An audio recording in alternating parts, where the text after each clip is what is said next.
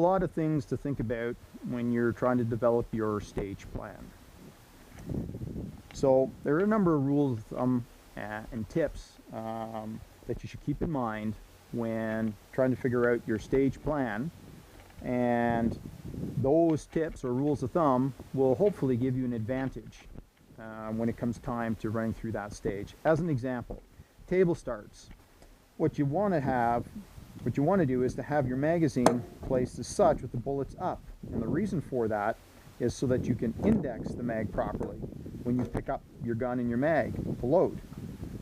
Because I see a lot of new guys with their magazines placed on the side. Well, when you pick it up and pick up your gun, that doesn't work. This is the way to do it, because if you pick it up like this, you'll have to twist it in your hand and so forth to get it into your gun. So you want it placed on the table so that you're replicating, so you can replicate the exact same movement as if you were to grab the magazine out of your pouch. So you index and in and load your gun. So have your magazines upright like this.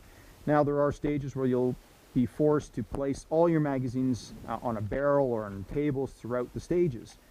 All your magazines should be placed upright like this as well, so that when you come running by, you can grab them and you're indexing it properly so that you can load.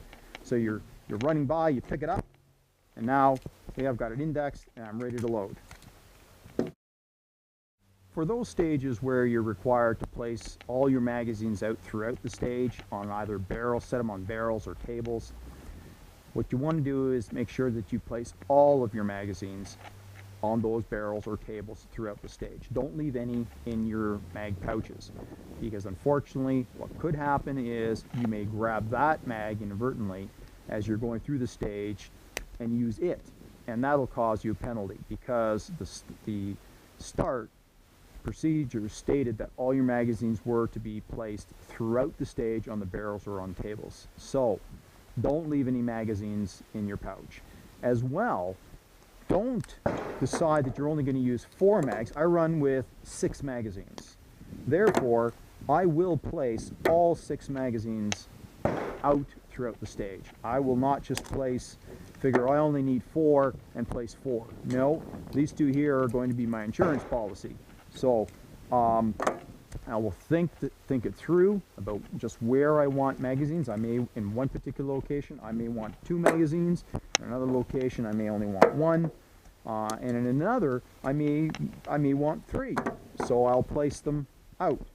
So, and as you'll notice, all my magazines are on the table with the bullets pointing upwards. So that allows me to index the magazines properly as I come running by to pick them up. So I come running here, I'm able to index and load. If I come running by this way, I'd make sure they're placed in such a manner so to make it easy for me to pick up and load. Or if I ran by and I'm engaging here and I have to come by for this one, I have it facing me this way so I can easily pick it up, load, and carry on. Now here's another tip. When you're shooting through ports, do not stick your gun through the port.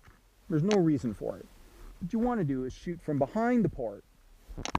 Engage all your targets. There's a number of good reasons for that. If you stick your gun through the port, there may be a chance that during recoil, the gun hits the upper part of the port. It may in fact slow your slide down. You may not then allow your pistol to cycle properly, and you may have a jam or misfeed. As well, you may knock off your front sight if the gun is through the port and you whack the sight up on the top of the port. It may knock off your front sight. You may have a problem.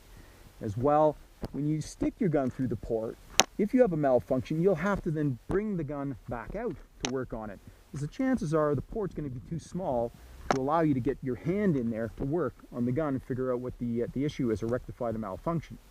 So it's best to engage from behind the port. There's really no reason to be sticking your gun through. Sure, once in a while it's going to happen. You're going to come in a little too close, and when you extend your arms out, you'll see that your gun is slightly into the port. Well, you'll have to live with that, and try not to do that on the next port. One other thing you want to think of is when you are sticking your gun through the port, you are most likely taking an extra step, which means time. You're taking an extra step forward to push the gun through the port. And why? Because you're thinking that you're going to gain an advantage of getting the gun closer to the target? Not really, because we're only talking inches. So it really makes no difference. So engage from behind the port and you'll have all the advantages then that you require to perform well and speed things up in the stage.